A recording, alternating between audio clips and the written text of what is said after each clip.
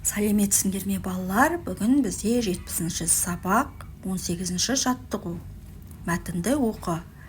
Әртістер клубқа барса, есік жабық тұр екен. Ешкімде концерт жөнінде естімеген. Әртістерді бастап барған Құрманбек Жандарбеков мұңайып, бүгінгі кешіміз бекерге кетті, депті жолдастарына. Сонда кең маңдайлы, келбетті жігіт тұрып: Құрмаш, қой, сен уайымдама. Клубтың есігін ашқыз, әнші бишілер әзірлене берсін. Жұмысшыларды мен қазір қолма-қол жинап берейін саған, дейді. Қалай? Оны өзім білем. Солай, деді әлгі жігіт Құрманбекті ертіп. Клубтың алдындағы төбеге шығады. Күн ұясына кіре берген кешкі сәт. Тымық ауа. Қарағым, айналайын, келдің қайдан? Аспанды қақ жарғандай екпінді саңқ етеді. Бір кезде тасыған судай әр тараптан халық клубқа қарай ағылдай келіп: Ал, концертіңді бастай бер, Құрмаш, дейді әнші. Келген жұрт клубқа сыймай сеңдей соғылысады. Бұл атақты әнші Әміре Қашаубаев екен. Мәтінге ат қой. Мәтін кейіпкерлері туралы не білетініңді айт. Мәтіндегі зат есімдерді тап, олардың жалқы есім немесе жалпы есім екенін анықта. Мәтін тақырыбына әнші Әміре деген ат қоюға болады.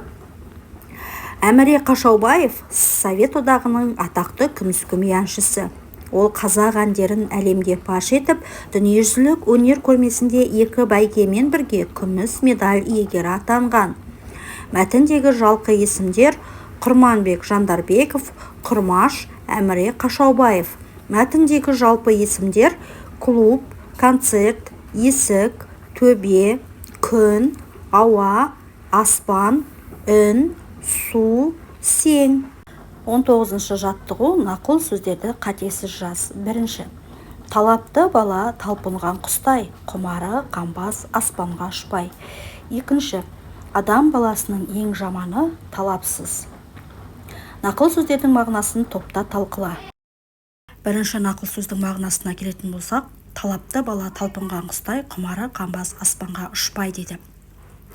Талапты бала үнемі даму үстінде, ой үстінде болады, яғни оқуға, білімге құштар. Қалай оқысам, қалай дамсам, қалай көрсем, қалай танысам деген арман мен мақсаттың жетегінде болады. Сол арман мен мақсатына жету жолында кездескен кез келген қиындықтарға сынбай, керісінше шыңдалу үстінде болады. 2. нақыл сөз. Адам баласының ең жаманы талапсыз. Бұл нақыл сөздің мағынасына келетін болсақ, кез келген адамның арман мақсаты болады. Сол арман мақсатына жету үшін ол адам еңбектену керек, талпыну керек алға қарай. Егер де оның талабы болмаса, армандап қиялдағаннан ешқандай пайда жоқ. 20-шы жаттығу. Кестені тиісті сөздермен толықтыр. Бас әріппен жазылатын сөздер: Қарағанды мағынасы қаланың аты, талаптың пайдасы әңгіменің аты, Балқадиша әннің аты, суретші аты, өлеңнің аты, Айсәуле қыздың аты. Балалар, осымен біздің бүгінгі сабағымыз аяқталды. Видеоға лайк басып, каналға міндетті түрде тіркелуді ұмытпаңыздар.